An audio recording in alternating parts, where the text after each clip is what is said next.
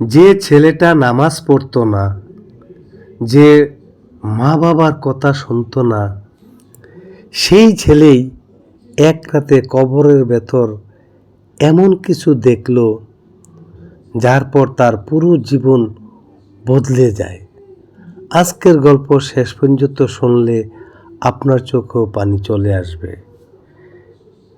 এই জন্য আপনারা সবাই সম্পূর্ণ ভিডিওটা না টেনে দেখবেন। আর যারা এখনও আমাদের চ্যানেলটা সাবস্ক্রাইব করেননি, এক্ষুনি সাবস্ক্রাইব করে বেল আইকনে টিপে রাখুন, যাতে এরকম ইসলামিক গল্পগুলো আপনারা ঘরে বসে শুনতে পারেন। আর এই গল্প শুনে আপনারা অবশ্যই শেয়ার করবেন।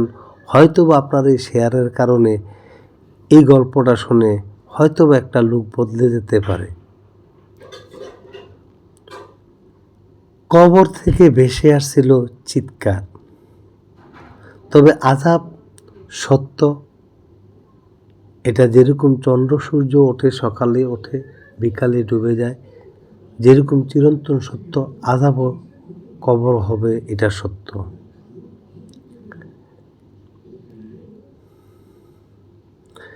ঢাকার এক এলাকায় থাকতো এক যুবক, নাম তার আবু সুফিয়ান।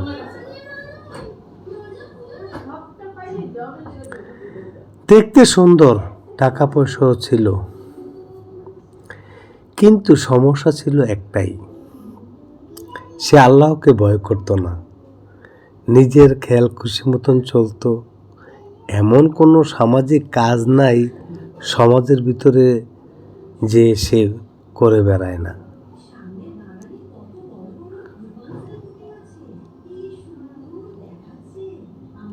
আজান হলে বলতো সময় আছে, পরে নামাজ পড়ব। এরকম প্রতিদিন আবু সুফিয়ান বলতো।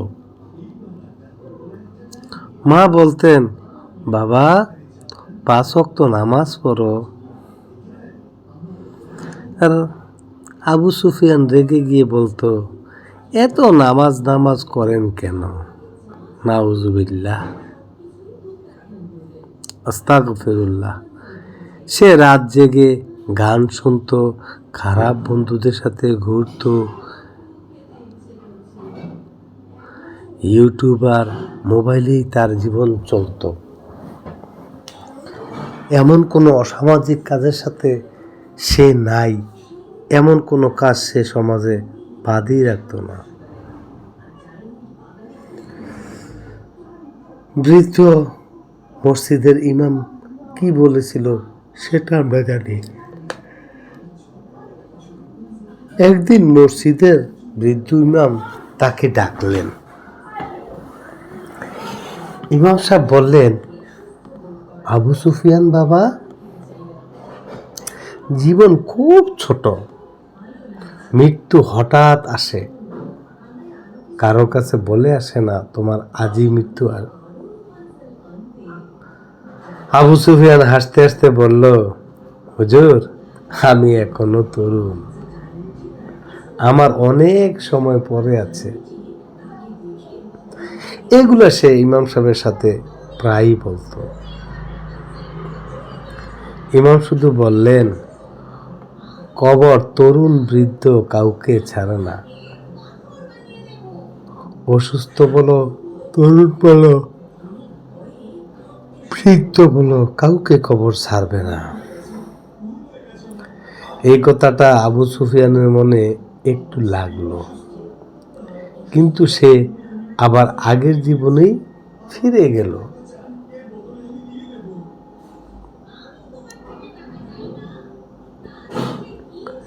এক রাতে আবু সুফিয়ান তার বন্ধুদের সাথে ঘুরে বাসায় ফিরছিল। হঠাৎ প্রবল বৃষ্টি শুরু হলো। রাস্তার পাশে একটা পুরনো কবরস্থান ছিল। বৃষ্টির কারণে সে স্থানে আশ্রয় নিল। আবু সুফিয়ান হঠাৎ সে শুনতে পেল, বাঁচাও বাঁচাও বাঁচাও। আবু সুফিয়ান ভয় পেয়ে গেল। চারিদিকে কেউ নেই। এই বৃষ্টি ঝড়ের ভিতরে একমাত্র আবু সুফিয়ানি কবরের সামনে দাঁড়িয়ে আছে। শব্দটা আবার আসলো, আমাকে বাঁচাও, আমাকে বাঁচাও, আমাকে বাঁচাও। তার পুরো শরীর কাঁপতে লাগলো। আবু সুফিয়ান শরীর কাঁপতে শুরু করলো। এক পর্যায়ে আবু সুফিয়ান সে কথা বলতে পারে না, নিজের ভারসাম্য হারিয়ে ফেলেছে। সে আর দাঁড়িয়ে থাকতে পারে না। হঠাৎ বিদ্যুৎ চমকালো। আবু সুফিয়ান দেখলো একটা কবর ফেটে গেছে। সে ভিতরে তাকিয়ে যা দেখলো তা দেখে তার বুক শুকিয়ে গেল ভয়ে। কি দেখলাম আমি? এক ব্যক্তি কাঁদছে আর বলছে, আমি নামাজ পড়িনি, আমি গুনাহ করেছি, আমাকে বাঁচাও। কবরের সেই মুর্দার লাশটা এই কথা বলতেছে। আগুনের মতো ভয়ঙ্কর শাস্তি দেখা যাচ্ছিল। আবু সুফিয়ান চিৎকার দিয়ে অজ্ঞান হয়ে গেল। এত ভয়ানক দৃশ্য সে দেখছিল যে সে আর নিজেকে সামলাতে পারেনি। সে হঠাৎ করে পড়ে গেল।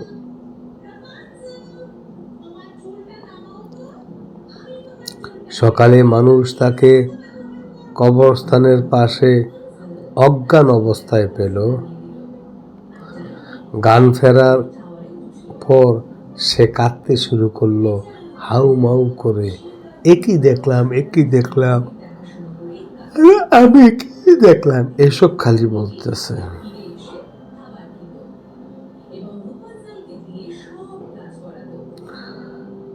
সে মসজিদে গিয়ে ইমাম সাহেবের পা ধরে বলল, হুজুর,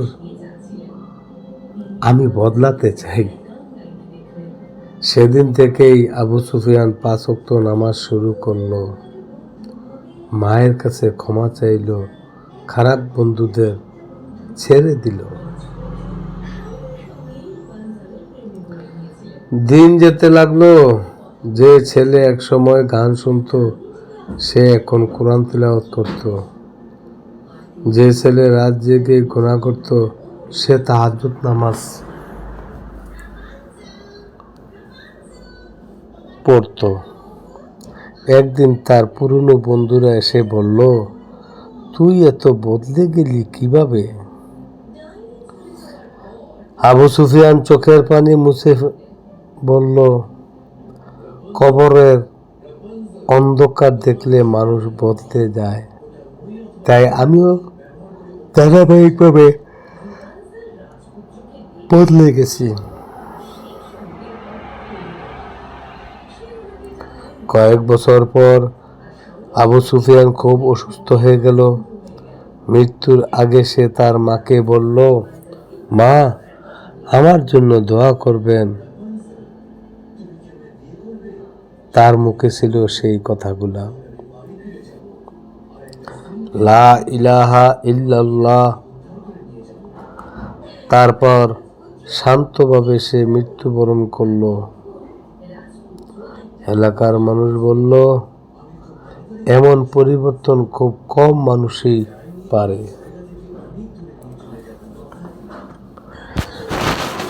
তো দর্শক বন্ধুরা, আপনারা গল্পটা শুনলেন।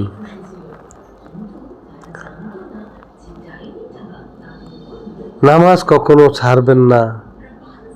আমি কিছু গল্প শেষে কথা বলতেছি, আপনারা মনোযোগ সহকারে শুনবেন এবং পালন করার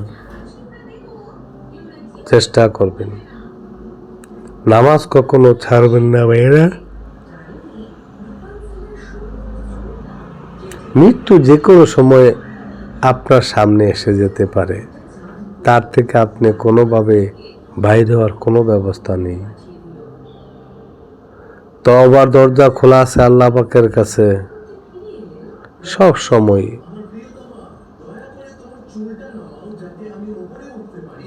মা বাবার সাথে ভালো ব্যবহার করুন। আল্লাহর পথে ফিরলে জীবন বদলে যায়। তো দর্শক বন্ধুরা, আপনি যদি চান আল্লাহ আপনাকে হেদায়েত দান করুন, তাহলে একই ভিডিওতে একটা লাইক দিন আর ইসলামিক গল্প শুনতে চ্যানেলটি সাবস্ক্রাইব করুন। আল্লাহ আমাদের সবাইকে ক্ষমা করুন। সবাই বলি আমিন।